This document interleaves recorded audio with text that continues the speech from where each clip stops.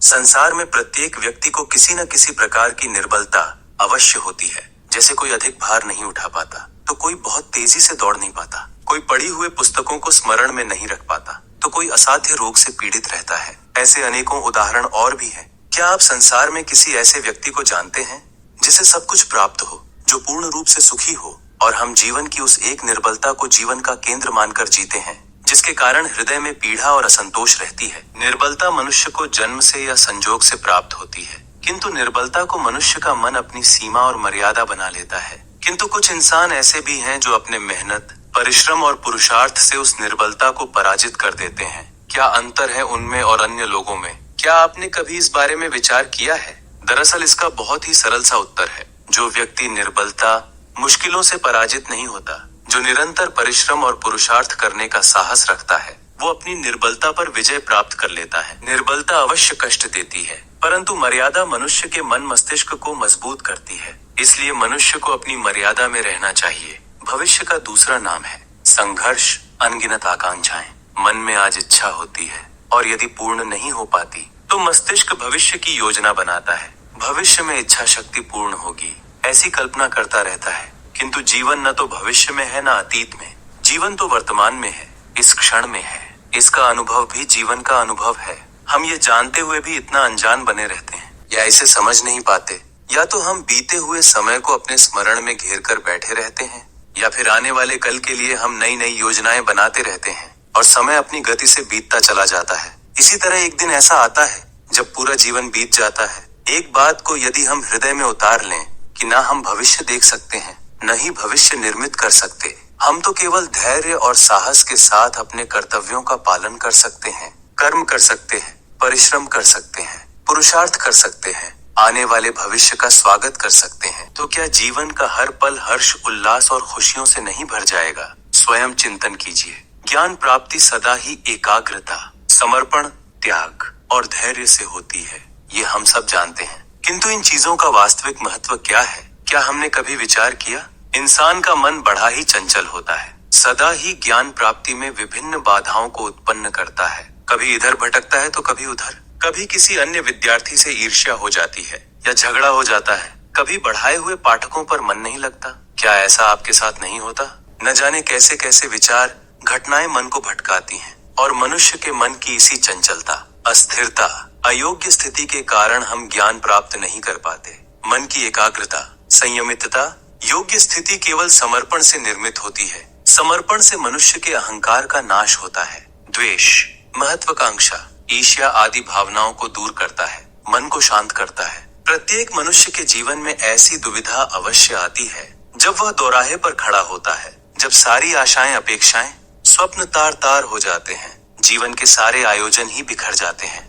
एक ओर धर्म होता है और दूसरी ओर आत्मसम्मान। इसी को धर्म संकट कहते हैं। चिंतन कीजिए, कभी किसी अपने के विरोध में सत्य बोलने का अवसर प्राप्त हो जाता है, कभी किसी शक्तिशाली राजनेता या राजा के कर्मचारी का अधर्म उजागर हो जाता है। प्रत्येक मनुष्य के जीवन में ऐसी घटना बनते ही रहती है। अधिकतर लोग ऐसी किसी दुविधा को धर्म संकट के रूप में जान ही नहीं पाते। वो इन चीजों से पीछा छुड़ा लेते हैं। उन्हें इस प्रकार के संघर्ष का अनुभव ही नहीं।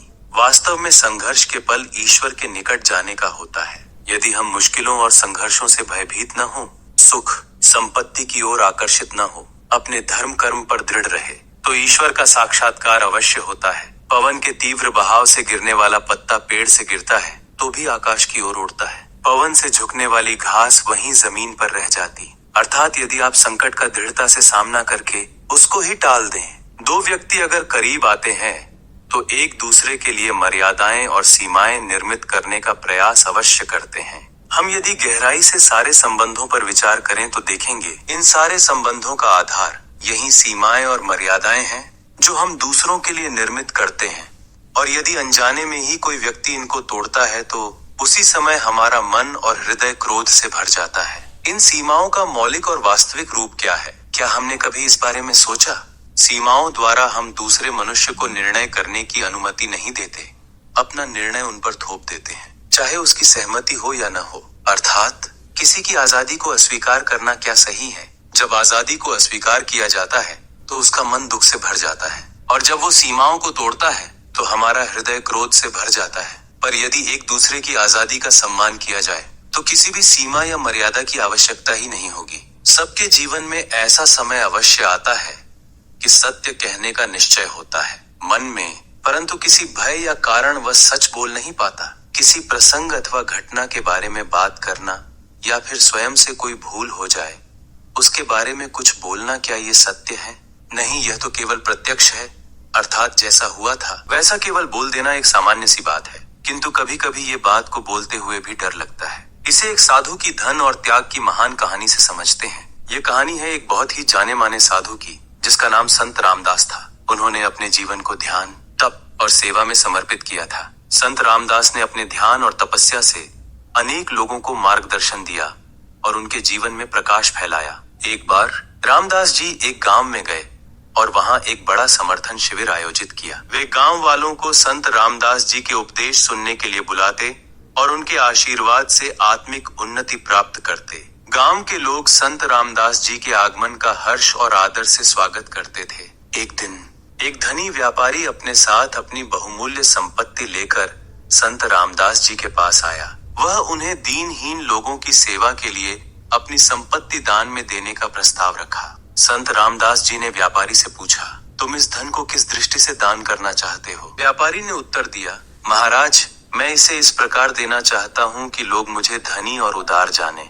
संत रामदास जी ने मुस्कान के साथ कहा, अच्छा, तो तुम्हारी इच्छा अनुसार ही यह धन दान में दे, लेकिन ध्यान रखो, धन का यह प्रयोग करने पर ध्यान और शांति में कोई भी व्यक्ति साधु नहीं बन सकता।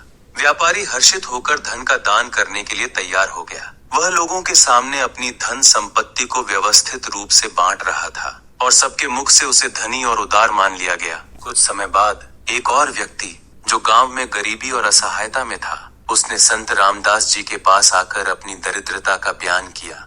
वह व्यापारी से कहने लगा, भगवान की कृपा से आपने बहुत धन दान किया, क्या मैं भी आपसे कुछ मदद मांग सकता हूँ? संत रामदास जी ने उसके मुख से उसकी पीड़ा सुनी और तुरंत अपनी चादर उसको उठाकर उसे दे दिया।